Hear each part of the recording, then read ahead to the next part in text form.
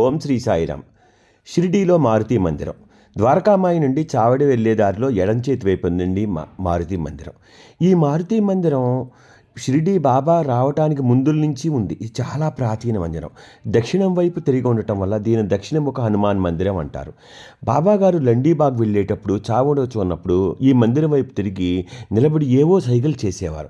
ఆ సైగలకు అర్థం మరి మాట్లాడేవారు. అవన్నీ కూడా మారుతికిను బాబాకని తెలియాలి.